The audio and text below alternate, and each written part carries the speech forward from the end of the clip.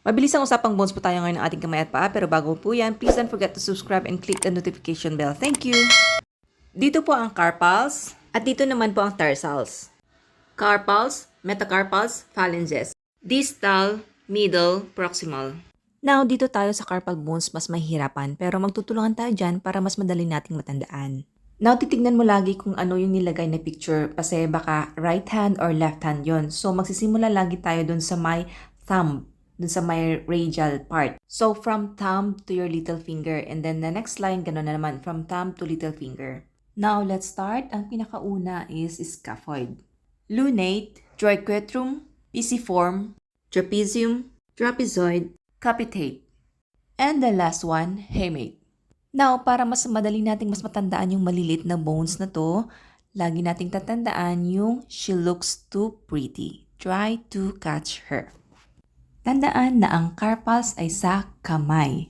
Isulat niyo yan sa notebook nyo ng ibang kulay na tinta ng ballpen para kung di nyo sila matandaan as words, mas mararecall nyo pag nakita nyo sa picture dun sa utak nyo.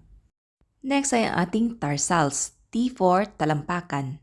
Parehas lang din siya sa ating kamay. Kung sa kamay ay carpals, metacarpals, dito naman sa paa natin is tarsals, metatarsals, phalanges. Ang ating mga tarsal bones naman ay una, talus. Yung nasa ilalim naman na pinaka-heel bone natin is tinatawag na calcaneus. Navicular. Next is cuboid. Ito yung bandang nasa hinliliit natin. At ang last natin ay magkakapatid na yan, yung green na kulay na yan, tinatawag na cuneiforms. So cuneiforms silang tatlo, pero para maging specific, ito ay tinatawag na medial, ito naman sa intermediate, and the last one is lateral. Medial kasi, di ba, kung natatandaan yung mga terminology, ang medial ay yung malapit sa center.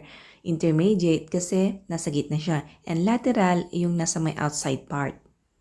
Para mas matandaan natin, lagi mong tatandaan yung CTNCC.